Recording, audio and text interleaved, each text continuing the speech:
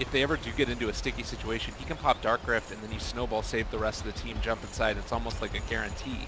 Yeah, they got a lot of save between Underlord and Tusk. Both teams 5v5 smoke. SCA Dota, let's go. All right, run at each other. 10 heroes mid. Party. Let's stun onto 3. The right. A burrow strike. It's all onto everybody. They are still doing a lot of damage onto the rest of the Dire, but they've already killed off 2. Execration battling early Ohio, trying to man up in this. The Firestorm did a good amount of salving up the Sand King. Can they do it? They're going to kill off the fucking well.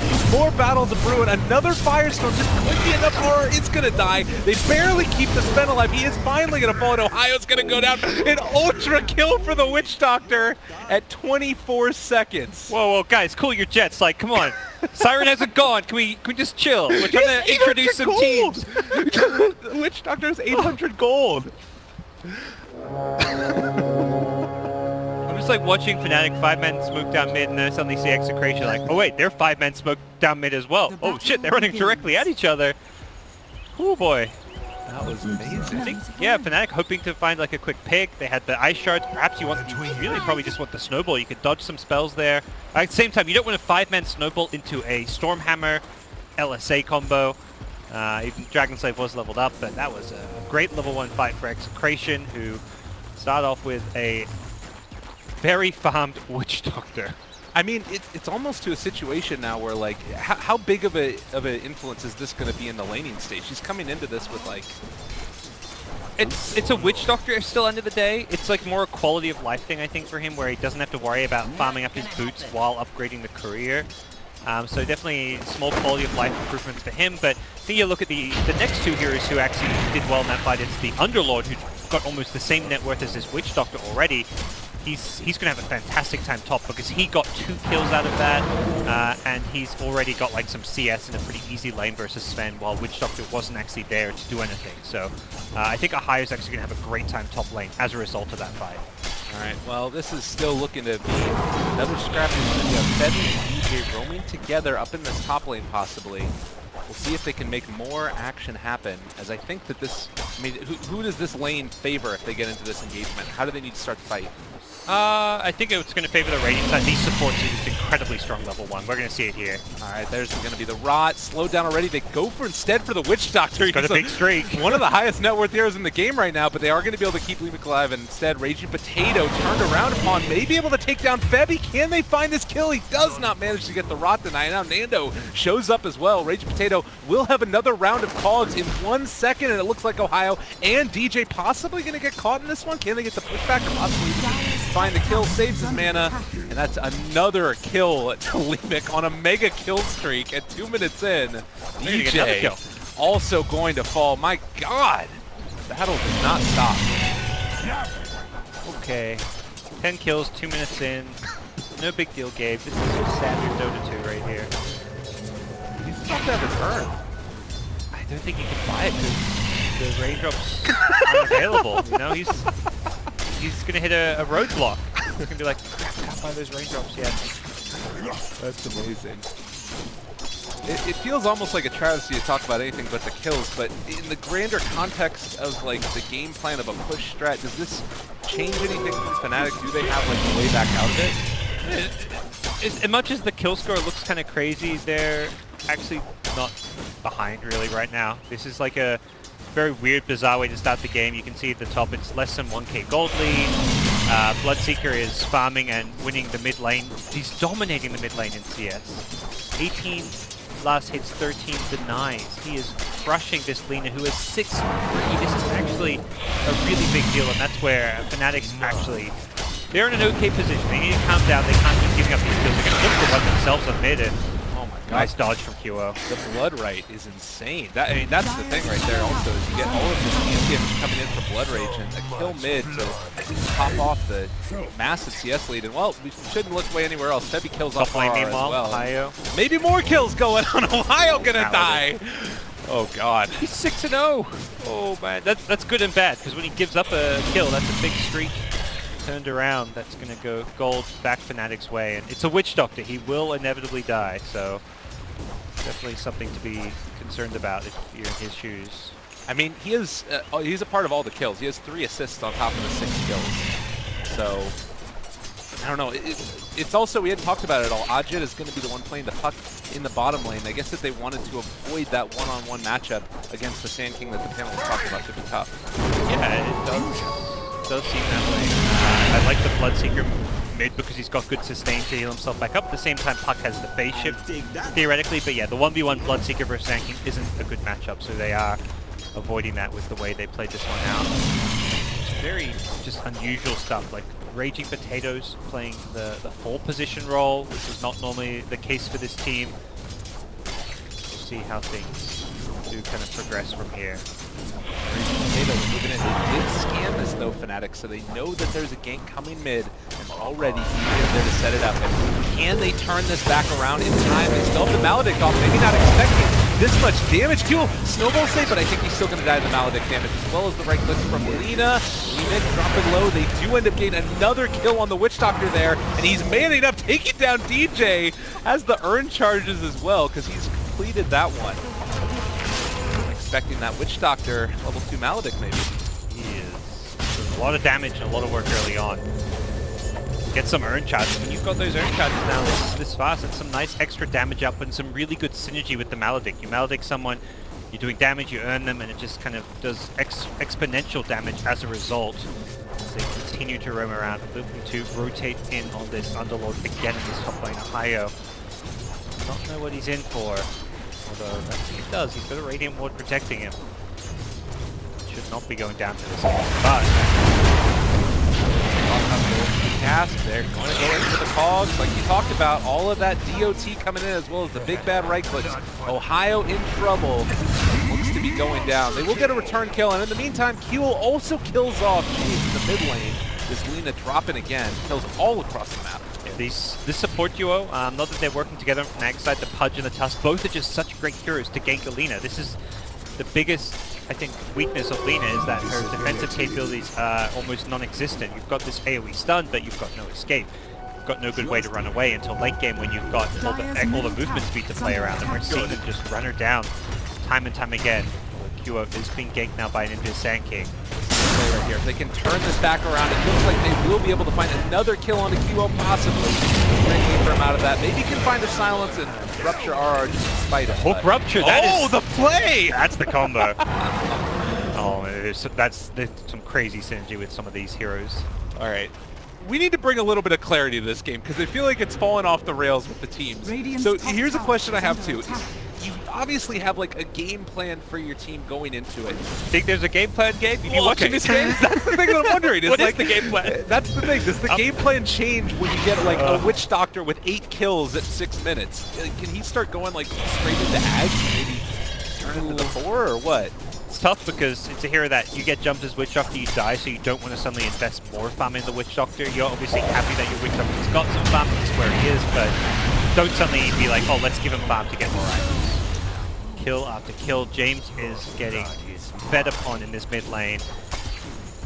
What a start for QO's Bloodseeker. He just continually gets support rotations in. I talked about with Fnatic, the key thing for them, and the key team for any team with QO, is play around this guy. He is such a star, such a playmaker when you build teams around him, and when you play around him, and that's exactly what we're seeing here with Fnatic. Raging Potato running down Judd. He's going to have to be forced into a phase shift. Use the Dream Coil to try and mess with R, but they can't find the kill, and you can see that James is playing so scared now. He really has to.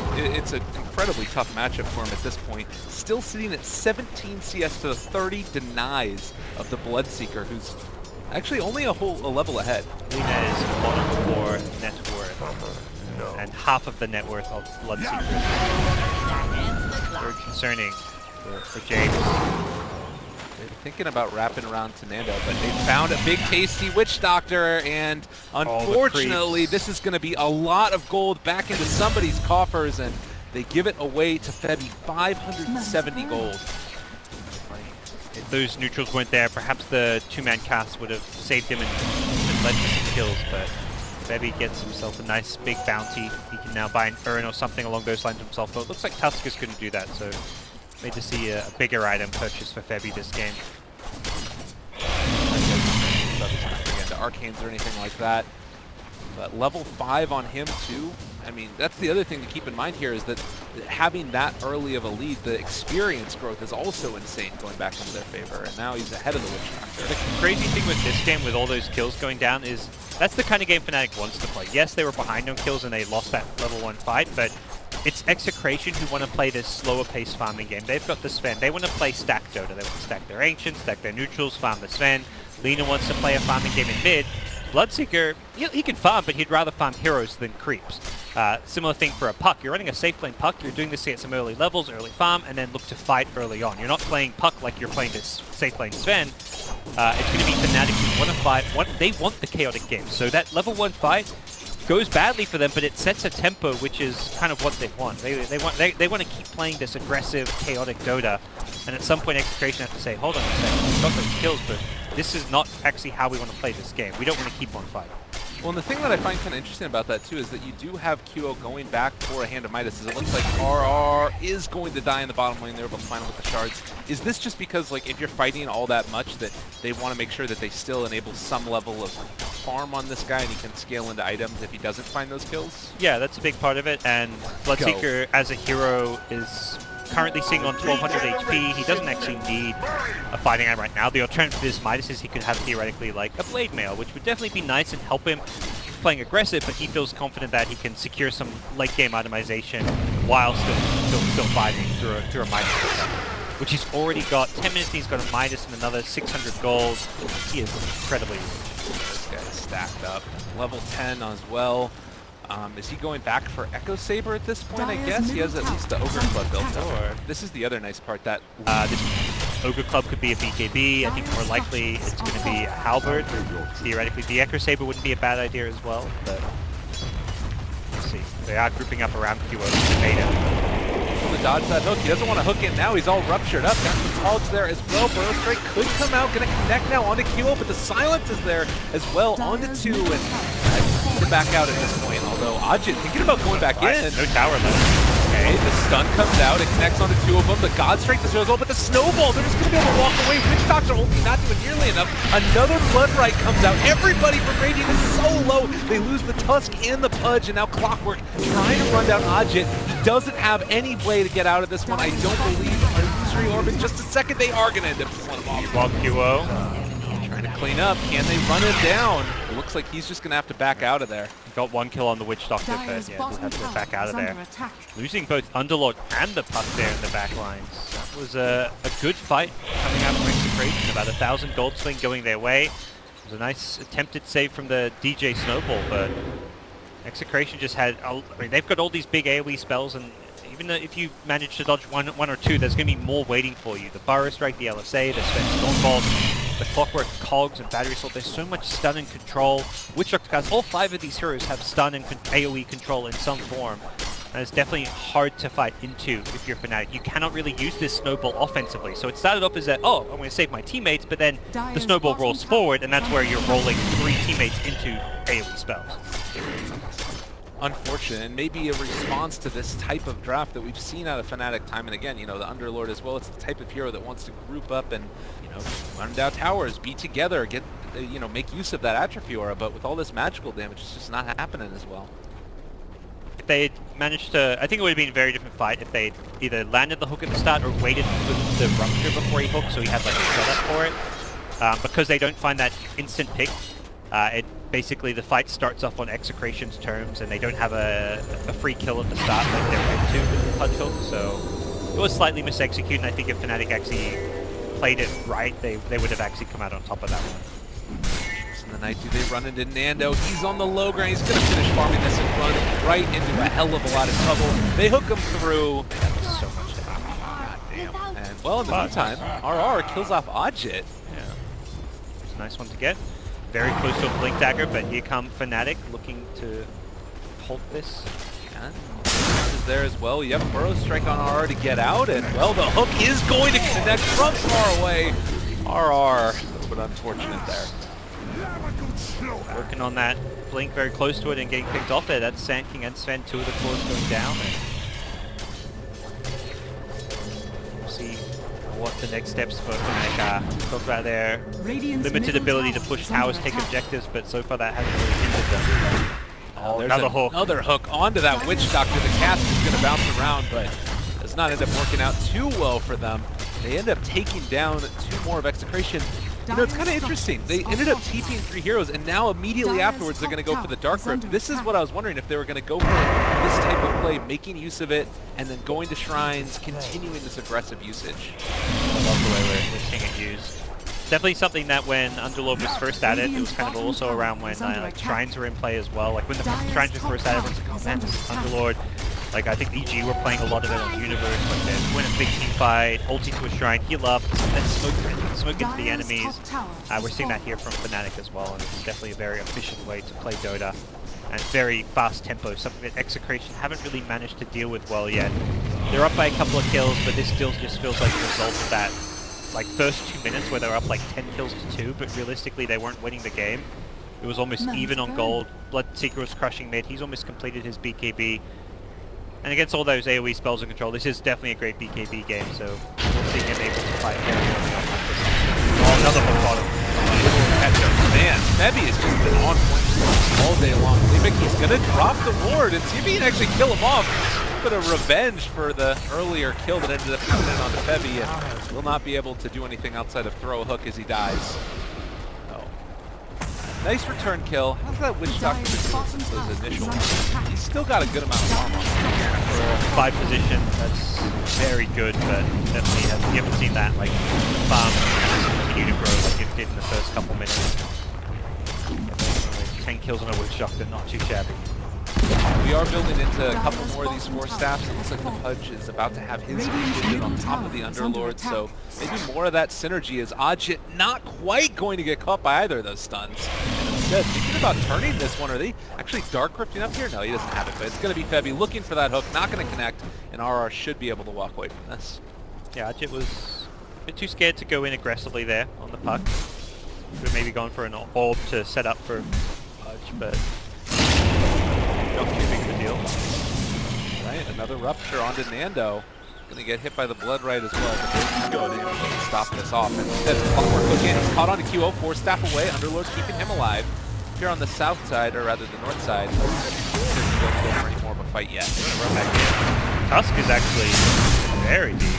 Right, well, Blood Right gonna connect onto 2. The Snowball's keeping him alive. This Bloodseeker is incredibly fast right now. The shards as he snowballed away. QO might just clean up with the BKB there. There's no option for him. Nando is just gonna get ran at inside of his base. Looks like QO finally gonna back out. I think old QO would have gone for that. 2015 QO. He's by the tier 4s right now, getting a triple kill and then dying, you know. Dire's middle tower is under attack. A bit more maybe discipline from him, but his BKB wearing off, he settles for the kill or 2 that he gets, and his team continued to excel. He is just incredibly calm. Did lose the courier somewhere there, not too sure what happened to that, but not the end of the world for Fnatic. Interesting puck build. Okay, he's not going to go for like a full drop. Pick up the bracer, looking phase boots 1, like getting one of these smaller items, not looking for the fast blink, but will now have it queued up. Again, going up here on the top lane on the Raging Potato, it's going to force him back. I mean, even when there's not kills, and there's almost 40 of them at sub 20 minutes, it still just feels like there's constant like little skirmishes going on in this game, and it's got to favor that Fnatic draft. I feel like Sven hasn't really had that time to himself yet. Yep, he wants alone time, he wants some farmations. Looking for the kill on the Hayo. Oh man, 4 staff away, wasn't going to have any of that. Force up, that's it. QO top now. Got him caught. This is going to be a hell of a lot of damage. They're doing the Witch Doctor ulti as well. The silence is there. Trying to turn this. Ajit going to be pushed back by the Calls. Now out of mana. He's going to be taken down as well. 3 dead. Another snowball forward, but they can't quite bring down Levick. This Witch Doctor trying to run away. It's not going to happen. Still, though, that is 4 dead for Fnatic, and maybe going to lose a 5th as DJ is just trying to get out of this one. Recap already showing a heavy lead for Execration. Sure is going to be further accentuated. Fnatic not really too many laces left to hide. That's a full team wipe. Able to burst down the Bloodseeker before he could BKB. He got it off like at the last millisecond before he died, so he got no value out of it. And that was the perfect way to start a fight. You delete the biggest net worth hero on the Fnatic side. You take out his BKB, and then suddenly you set yourself up for success as Execration. Like a much needed team fight. They're gonna get hooked at top, breaking potato. The fighting never stops, Gabe. It's never stopping. It's like, is this? I mean, this is sort of reminiscent of how it was when MVP Phoenix first came on the scene and just like won those games, right? Like, yeah. It feels like that's been like the change in mentality with Fnatic, because they were struggling as a team for a while, where it's like they have all these great players, these veterans, players who've had a lot of success, and the roster wasn't really working out. They brought in Arjit to replace Miracle. I think it helped a little bit, but it really feels like more than anything they've just completely changed up their playstyle. Like, let's stop trying to be the old Fnatic. Let's try and be the old MVP. We've got Q on our team. We can't. He's not going to play the same way like Bushi does, for example. He's going to play like QO. We're going to be MVP, and so it's DJ. I mean, Bebby obviously was on that team, but it's DJ and Ahai who've like said, all right, we're not going to try to be Fnatic. We're going to be MVP, at least in this game. And this constant movement around the map in big groups. They Dark Rift to the bottom lane, and now going to set up with Ajit to pressure this tower. Maybe they don't even want to pressure the tower. Maybe they just want to keep on fighting, and it looks like they might be able to find the Execration here. Well, he finds kind of a ultra initiation here. Potato does need to be careful. I think they just need to focus on their setup and initiation a bit on the Fnatic side, like trying to either rupture into the hook, have the Tusk Ice Shard set up a hook. Like, they need to really lead the fight with the Punch Hook is the big spell for me when starting a fight. However they want to set that up, be it a Rupture, a Dream Coil, an Underlord Pit of Malice, it's not the big issue, but if they don't pull a hero in, they don't want to just be running into 5 heroes with big AoE spells and great defensive capabilities. If you look at like Sven with Warcry, Clockwork with Cogs, Sanking Burrows, you don't want to just run in crazily to that. You've got to pull at least one hero to you and then get a numbers of it. So that's something that I was wondering. Ajit had a bracer in here. Do you think there's any idea of like going for an Atos or something like that? Is that too weird? I think it doesn't do enough for it. It doesn't help against the BKB Sven. Doesn't really against Alina so much. You're better off going for the bigger items. We go for the defensive Yules, which is also like always fine. I think you'll just see a more standard puck item most likely. The one thing I wonder is maybe a drums was considered as like a early game fighting item based on how the game was going, but it doesn't seem like that's going to be an item to buy at this stage as a core puck. Feel bad. Up there, and of course with Underlord up here in the top lane, all the heroes near him, another Dark Rift would have been an easy lane of Rax. Yeah, so Puck's queued up the Yule Scepter. I think Ags on Puck is going to be very impactful this game as well against a Sven BKB. You can also coil people and then hook them out and get that extra stun. There's just some cool interactions possible. Oh, Looming, it's been found. Going in Viz, trying to run away from him. They have found the route though, and unfortunately this Witch Doctor is just going to be fodder again. 11 kills looks good, and I mean he's had a great game for himself so far. They got him caught. He's going to end up going down. Some other items, and now he's in a little bit of trouble. What's going to get that BKB off? Bebby also under control. Nando pops the BKB, takes the fight, been able to force step away. Blinks, he was able to juke him just around that one tree. Oh no, Nando, that's not what you want. They hook him back in yet again, and well, RR chasing the Tusk. There's like 3 separate fights going on in this one. Bebby is eventually going to be taken down in Ohio, also in a little bit of trouble. Ajit jumps back in, takes down one, but can't quite catch off and kill that lead. Yeah. Didn't have any detection for it. BJ ends up dying as well to the Sanking to the north. I don't know how you follow these fights. It's like, what is going on? I know, it's insanity. And like, that's the thing too, is is there any sort of key thing that has to happen in a fight? Like, are there any spells that have to hit for like Fnatic to win it? Is it the big spell is BKB? If he doesn't get his BKB up, it's like that's what decides these fights, is whether QO gets jumped. You don't want him getting initiated on by a Sanking or a Sven. If he gets stunned, bursted before he can BKB, the fight is lost. If someone else gets initiated on and QO is able to BKB, run in, hit multiple heroes in Blood, right, get his Rupture off, do crazy QO things, then he's fine. But he needs to position or play such that he's not the first one into the fight unless he's first one into the fight with his BKB on. Okay. And eventually that is going to start running lower and lower, which becomes a bigger problem. Sven has his done as well, going back for the AC now. The other thing that I'm kind of keeping my eye on tentatively is Bloodseeker going back for the Radiance. Do you think this is finally the time when Fnatic sort of put the brakes on slightly and wait for that Radiance to get done before they fight again? They definitely can. I mean, the situation that just happened doesn't change with a Radiance in some sense. If he gets jumped, he's still going to die, but Radiance is going to be a very useful item. I think for Fnatic, they've got a fighting lineup. They're going to look to fight. They're smoked up. The key thing is just being the ones who initiate rather than them getting jumped on, as we've seen a few times. Right now, unfortunately, no vision. They would have known that all of Execration is up there. Where did they head to? They go towards Roche. They have Medallion on Raging Potato. They can get a ward up. Yeah, Kimo can kind of just walk up this cliff, plant a ward, and then secure Roche for the team.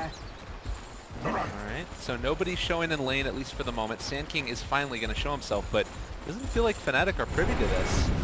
This is going by notice, uncontested. And Fnatic should be a little bit concerned about dealing with this Aegis Sven now.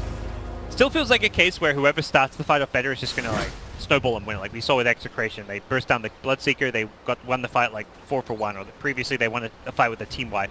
If Fnatic win a fight, the Aegis may not matter, just because if Bloodseeker goes in, gets a good rupture off, hits lots of heroes in Blood Right, gets his BKB off, then he may just be able to team wipe himself. So an Aegis doesn't necessarily mean Execration are going to have a massive edge fight time. Looks like now also it's sort of back up and farm at least until that Radiance is done, and particularly since that Aegis, as we talked about, maybe going to catch Ohio here. The blade is there, the hook shot connects, means a quick and easy kill onto that infield. Lina used to be poor. That is definitely not the case anymore. James has well and truly recovered very well.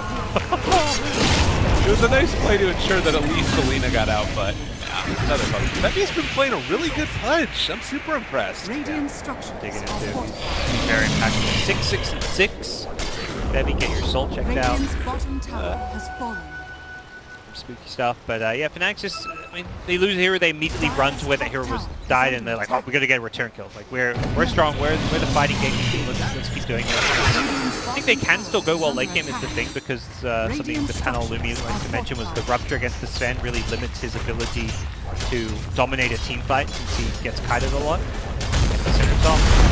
No, Q, he got the BKB off though, and then they hook out immediately the Sand King. Oh no, this is really bad right here for Execration, unless they're able to turn it back around, but the snowball save is also going to be the define for the moment. They have Pup Fuel yet again. He's able to walk away from it. The Witch Doctor ulti not enough. That should be enough with the Maledict burn, and well, nonetheless, it is still going to be Lina dead. They're controlling the Sven. He has nowhere left to go. Leemic is also going to fall, and all of a sudden, Execration lose 4. Can Clockwork help to get this Sven out of there for the second life? He gets the blink away, turns to go back in. I don't know if that's necessarily the play. The snowball is going to connect onto him. The stun onto Tude, still trying to bring down these heroes. The Tusk, is he going to end up going down? It looks like he gets out, actually. And Nando possibly going to fall as well. Raging Potato goes back in, finishes off DJ. Ajit trying to salvage this and get this finish kill onto Nando, but he's able to blink away yet again. Sven is out of there. Raging Potato silence coming in. Can he find Nando? Possibly. He jumps in. They don't realize it though. He's turning to fight and ends up running back into Ajit. He's going to juke out the other direction. Somehow the Sven gets out of there. Raging Potato and Nando have turned this fight away spectacularly, and somehow they end up salvaging something for themselves as Feby looking to go down as well. Oh, whoa. Ping pong. What? Oh, it misses the hook on Ohio. That would have been... Actually, I don't know if that would have worked out with the TP coming in, but... Crazy fight. That's one of those fights, like, you can't... You got to watch in, like, a team perspective because of all, like, the tree juking with the fog there.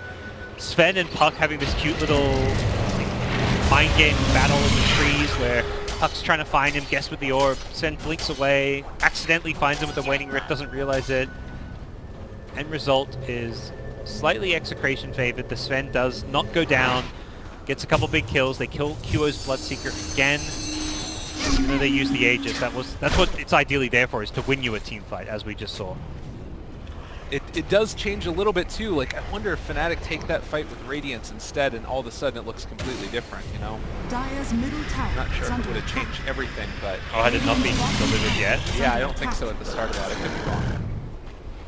But nonetheless, 28 to 33, we are approaching ludicrous levels of kills for how long the game's been going. It doesn't feel like it's going to slow down anytime soon. Yeah, SEA is heating up. Gonna mention, for those of you looking for the NA play, not playoff, the group stages, they are wrapping up with Planet Odd versus Team Freedom. It's on Beyond the Summit 4. If you guys want to check out the deciding matches of the NA group stages.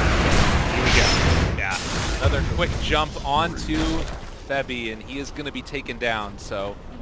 Regeneration. I mean, Fnatic probably still wanting to run after them and see if they can find a kill here. Nando's still in the area.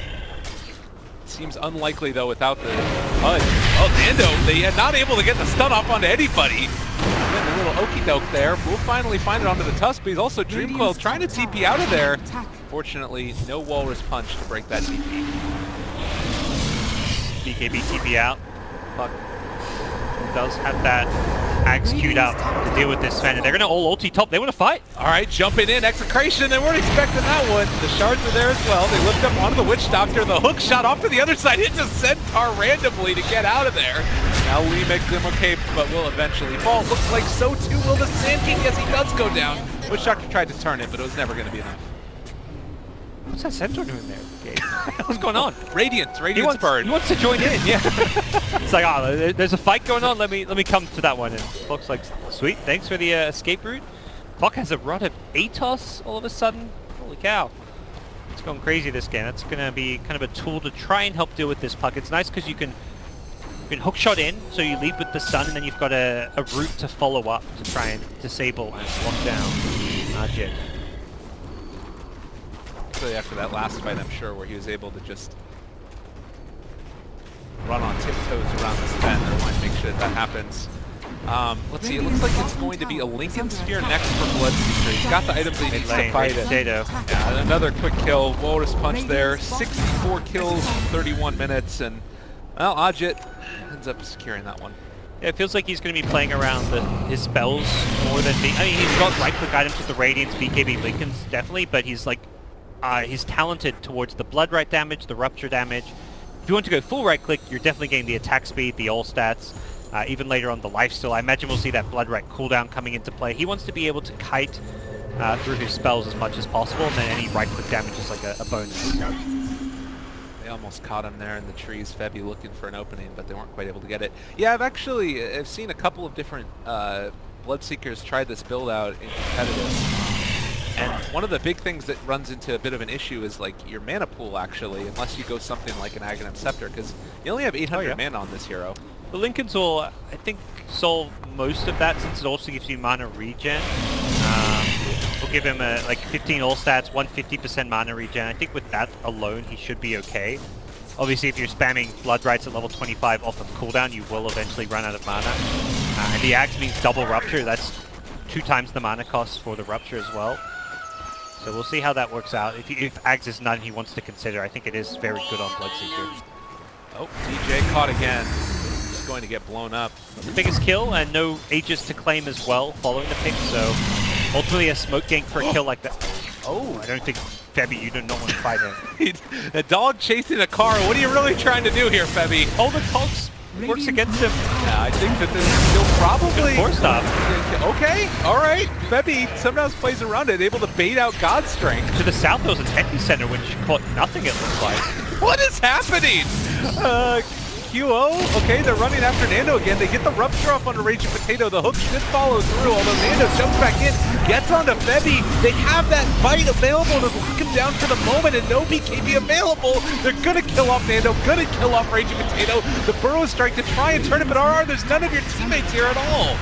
Now a Light Strike Array, not quite on the mark. James trying to run away. The most clowny of Dota. They force-staff QO forward. The Burrow Strike away with the Aghanim Scepter. They can't quite run down RR yet, but he still has the Blood Rage on him. And QO, unfortunately, is going to have to call off the charge. It's one of those, this is impossible to observe because there's all these like small like 1v2s and 2v2s going on like in 3 different locations at any given time.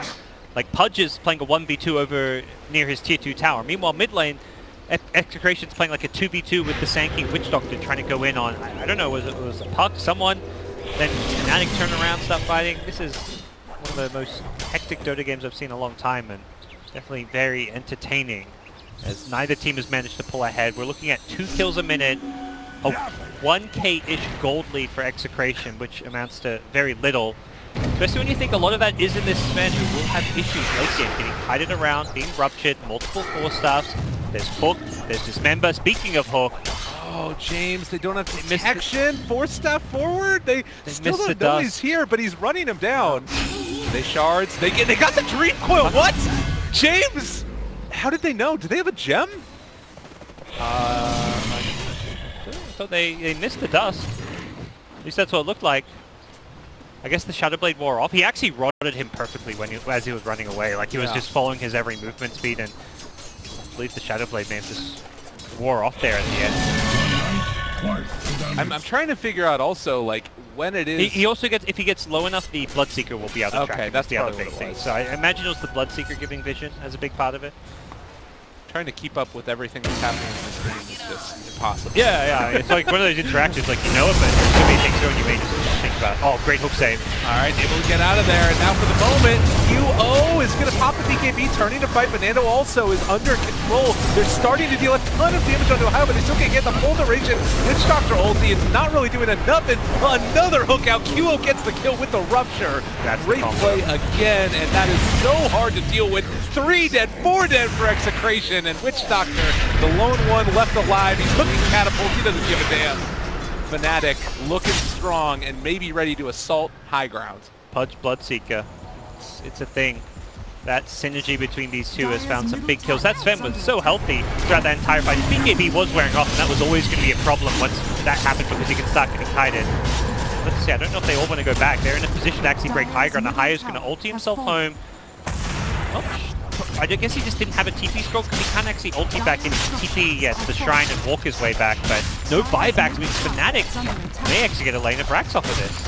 Suddenly Rax. Like, that's the thing. I was wondering, when is it that this game is actually going to end up starting to transition into the big objectives? We've seen one Roche taken most of the towers down now, and Execration, how big of a deal is this for them losing a lane of Rax here? Is it something where it sort of stops their ability to move around the map as freely, or? Yeah, it's even though they've got heroes that can clear the super creeps very well, the Sven, Lina, Sanking, it's a big deal because they've lost hollow map control. They're going to lose their shrines. They're going to lose. I imagine this Roshan, they are back alive. I think contesting it is definitely something they want to try and do, but it's hard to just say, all right, let's go contest Rosh now, when you've lost a lot of your map control. They do still have wards around the Roshan pit, so they see Fnatic walk into this one.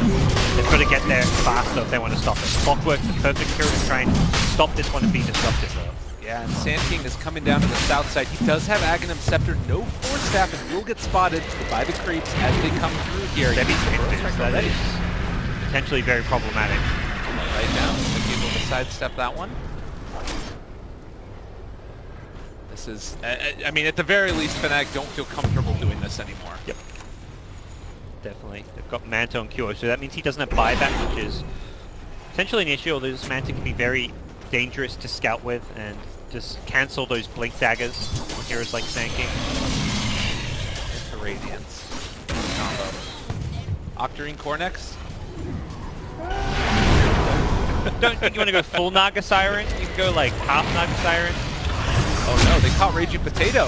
He doesn't have a way to get out of that one. Hook shots to try and turn it, but... And maybe the end of Roche. He's your key initiator, the scouting hero as well. Without him, you may have to give this one out. They have got wards for vision. Stopping this is going to be a challenge. Be efficient. Haven't found anything yet. They are still in the area, but as you said, not the fight that they want to take without that block. 3,000 plus health on Becky with a blade mail. Makes some all the kills and fleshies he's been getting. It's insane. Got 50 bonus strength. Fleshies. Also has 58% magic resist with the pipe as well as his natural base and the flesh heap addition. So all of these spells that before causing so much trouble for that hero, not as much so.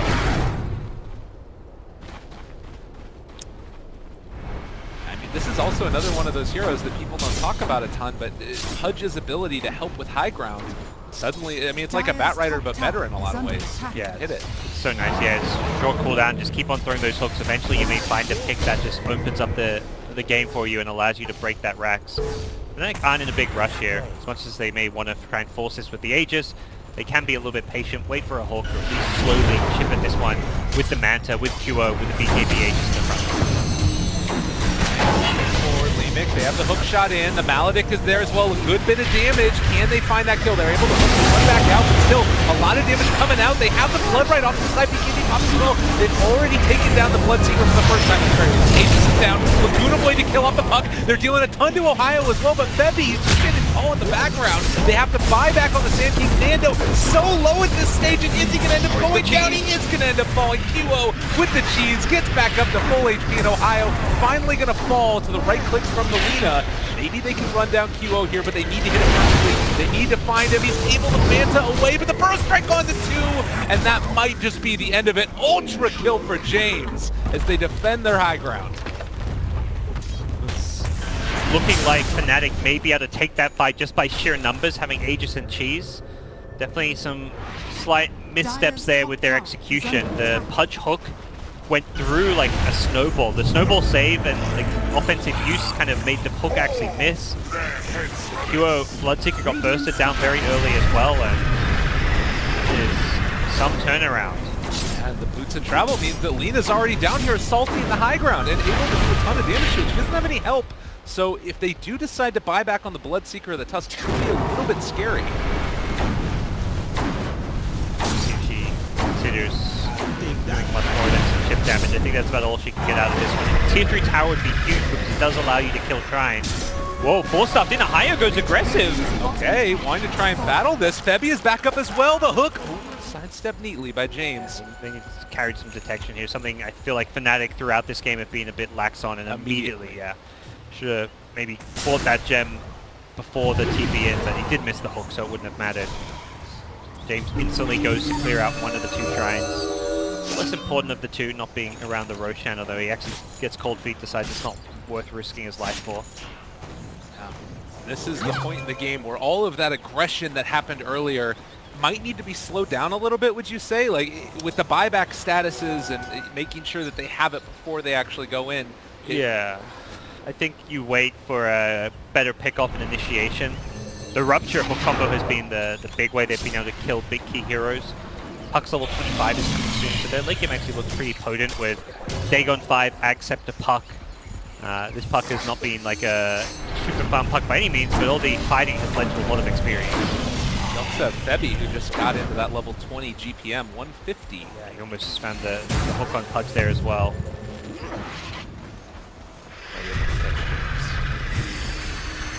So yeah, a lot of action still brewing. 83 kills in this one. As you said, the 2 kills per minute is continuing, but we might see a little bit of a slowdown, or Fnatic just might run at them again. They've got 3 GPM talents going. The Tusk gets 90, the Pudge gets his 150, and the Puck about to reach the beautiful 420 GPM. So they're gonna be rolling in gold. They can slow it down. They've got Midas on Bloodseeker. I think the economy game definitely favors Fnatic moving forward. But in terms of big team fight, like, it's not clear-cut that I think the late game is slightly better for Execration in terms of just their overall lineup composition, because they've got a lot more disable, a lot more team fight, but there's just going to be these big crazy items that can counter some of their heroes. The Axe Dream Call from Puck can be really impactful. The Pudge Hook is just one of those spells that you never know how it's going to influence a team fight, so even though, like, as a whole, their team fight's better, it's going to be whether they can execute it in these chaotic settings. And maybe eventually, too, you get into, like, the Witch Doctor, Aghanim Death, looks like he bought the... Oh, wait, he actually switched it up. Yeah, he had the execute up, but it looks like he's changed his mind. Aether Lens instead. That's also really good. I mean, longer range is the Paralyzing Casket's going to be big for him. He decided this is an item he's more assured to finish off right now, and the Axe Death Ward, there's so many things that can cancel that Death Ward that it may just be a wasted investment.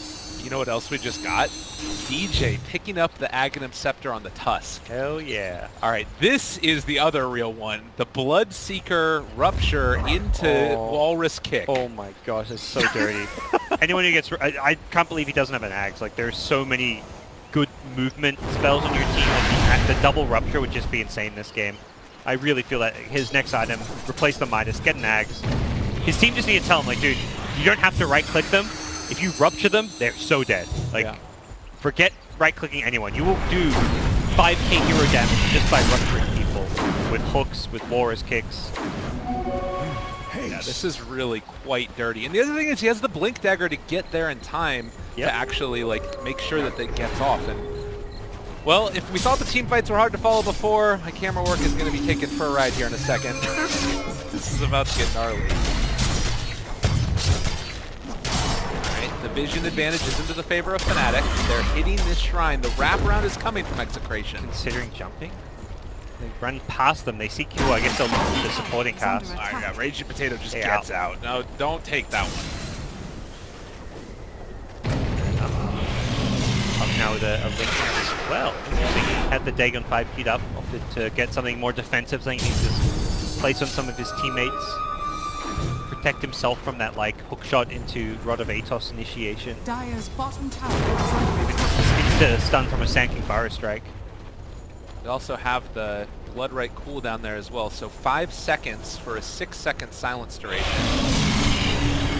It's pretty good in an AoE, not to mention just clearing out the creep waves is super value. Game's definitely slowed a little bit. One misstep here, and the buyback status, it looks like on the side of the Dire, they have a couple. Radiant's still missing a few. Will they find that initiation though for Fnatic? Just trying to maintain their map presence here. Let's put in lane. Fight around their observer ward vision. Said not necessarily in a big rush, considering they've got all these GPM talent, Midas Gold coming in. The farm coming their way, and they can just patiently wait for Febby to find that hook. Bro, the blink away. God, that rupture damage brings him down to basically no HP. The Yule Scepter. He's very dead. And they pull him back in the second time. And RR, no life here. They actually dropped a gem inside the trees, and they will find that one. But no buyback for 96 seconds. Troublesome. Immediately pinging up bottom. Looking to go for that second lane of Rax. And this is feeling like the game of ruination. Execration in trouble. QO is going to assault high ground. I don't know, like, we talked about the Dream Initiation, but what is that really going to be? It's going to be Sven just bursting someone down. He really wants to go now, I feel, before the Rupture. There it is. That. Onto QO. Damage is there, but they're able to pull back in with the hook again, and now they have the bite. The kick, get the hell out of here. He's gone to the south side. The fight is still going on over here, but it's just Febby being that Guardian Angel, and it looks like maybe QO's going to end up going down. They managed to kill each other off. So both die. No, QO, excuse me. He got the Blood Rage off. He's able to live back up to full HP basically through that one. And now, truly, Execration in a hell of a lot. God is back, making some plays. Sven has to buy back. Really wants to get kills out of this, but there's another Rupture. Yeah, and that's Lina left alone. Gets the Yule Scepter up. Nando doing a lot of damage, but still just going to be able to run away from these guys. He's so low, but also Heavy hooked the Ruptured hero. It's going to be close. Oh, he gets it, and then he's out. Nicely done. He hooked right at the end of the Rupture. Well, they got the Rupture kill onto the Lina. Unfortunately, it ends up being still a QO going down for Fnatic. It's still the Sven buyback's the big part there. The Sven to buyback just to hold your high ground. If he doesn't, I mean, he's alive now, could theoretically go for Roshan, get an Aegis to make up for that lack of buyback, but Fnatic get this Aegis and Cheese and get a chance to push with Aegis, Cheese, and no buyback on Sven. You're looking at potentially a very dead Execration. It seems like Execration very aware that this is a possibility. They might just go in and try and see if they can run down Roche themselves. See if Febby can maybe land a hook from his position here. He clears the neutrals. There, actually. At the center as well. The hook shot missed it. Ran onto Nando instead. End up body blocking each other, and now they're turning around this fight onto the Sven. A little bit of trouble. Can he bring them down nonetheless? No, the force tap away. They're too tanky. And DJ, the Walrus Punch, they're just controlling him for the moment. Kicks him away yet again. And Sven forced to run away, but it might be Raging Potato. It ends up being the one left behind. RR can get out of this. Potato, no hook shot for 15 seconds, and he's out of there. I just think that kick away from the Sven, they may have wanted to just keep kiting him and try and kill him with the BKB down. That may have been a game-winning kill, but they were, of course, a bit worried about it. With the God Strings up and Bloodseeker still dead, securing Roshan is going to be the big safe play to make. Just so well kited. The 4 staffs, the dismember onto the Sven BKB. It feels like he desperately needs a Lincoln. Not so much maybe himself, but a teammate with the Lincoln. Some way to stop that Pudge from just locking him down. And the Walrus kick just from kicking him out. Every single time he's going in, he's just getting kited around. Yeah, that's even before the rupture is placed on him, which we haven't even had to see yet. It is Bloodseeker going back for the Scotty instead of the Ags. I mean, at this point, it still feels like they're in enough of a lead that it's not going to be game-losing by any stretch of the imagination, but... This is like the more, I think if anything, like the safer. It's like you're not all in on the rupture, you're very stat-heavy, tanky, you can frontline. He's actually the building hitter, something we kind of question, like, how do Fnatic hit buildings? They don't really, and we've seen it. They're actually only at 1 racks up despite winning a couple big fights because their lamp doesn't excel in hitting buildings, so the Scotty designed to at least slightly assist Bloodseeker in doing that. Oh, and they're just going to bully here. Oh, Nando, no, there's the rupture, there's the pullback, there's the kick! He gets knocked all the way out of there, the bloody kick, the bloody punch. Sven is gone. That's dirty. So dirty. The hook shot to turn it, but it is all for naught. They end up throwing out another one of those. The Brax is down. QO is killing off every damn person. They broke their spirits. They won the game, I do believe, unless we see something magical here from Execration, but this Bloodseeker is too damn big. Triple kill for QO. Oh, lordy. Oh, Burrow, okay. Maybe trying to turn this one. They have the Maledicte down. It's only onto the Pudge. Throw out another Blood Right. The snowball save as well. All of them run into this clockwork. Ajit on a killing spree. He throws out another hook. Pulls back in Levick. He's dead as well. Poor Execration. They couldn't handle the rupture, and GG, well played's called. What a exciting way to start off SEA playoffs, you know? It's like fun to watch a Pudge and a well-played Pudge, but then you have the Pudge hook with the rupture. The Walrus kicks comes in. This is like a viewer's dream game. You get Pudge, you get Ags Tusk, you have a Bloodseeker. Puck's fun to watch. It was